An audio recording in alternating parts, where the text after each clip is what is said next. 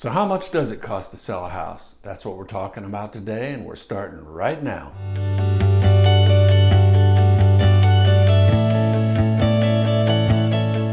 Hey, welcome back everybody. If you're new here, hit that subscribe button, give me a like, and tap the bell to be notified of new videos. Now let's find out what it costs to sell a house. So how much does it cost to sell a house? If you choose to hire a real estate agent, here are your typical expenses to be expected. Number one, the seller pays a commission on both sides of the transaction. I know. But when a buyer comes along and they're represented by another agent, your listing agent pays their commission. In the event that your listing agent brings a buyer, that's called a facilitator status usually, and that's negotiated upfront in your listing agreement, so just be aware of that when you first get started.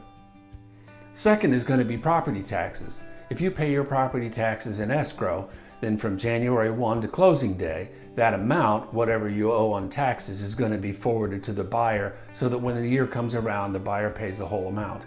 If in fact you've paid your taxes ahead of time, you're going to be rebated from closing day to the end of the year into your proceeds. That's a good deal.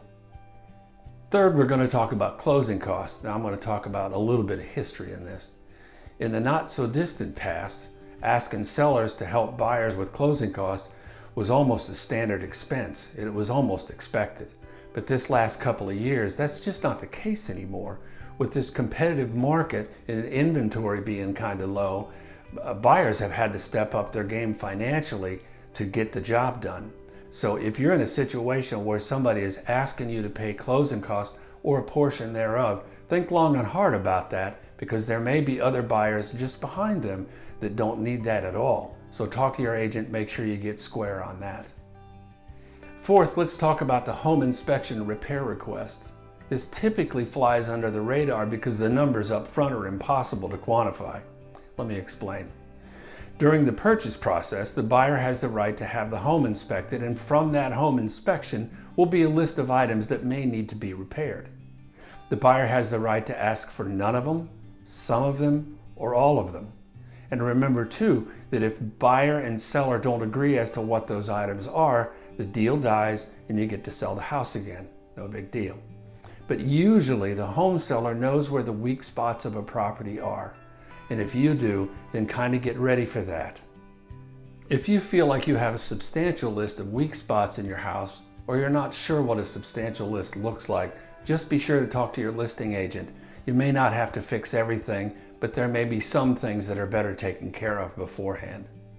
Okay, we just have a couple of items left, and I'm going to send you to a web page at the end where you can find out what your home is worth. Kind of important if you're trying to figure out what your proceeds are. The next item is home warranties. Buyers are typically going to ask for a home warranty if the house is more than a few years old. It doesn't cover everything, but it does help them feel better about the purchase of your home. And if you're going to be buying a home, you're probably going to ask for one too. The ordinary cost on those is about $500 or $600. And finally, we have termite inspections. Buyers are going to hire a termite inspector to come out and look for infestations. If infestation is found, then the seller pays for treatment. I hope this has been helpful for you, and if you don't know what your house is worth, look in the link below and you'll be able to go to a website where you can find out the value of your home within about a minute. Remember to subscribe to my channel, give me a like, hit the bell, and I'll talk to you next time.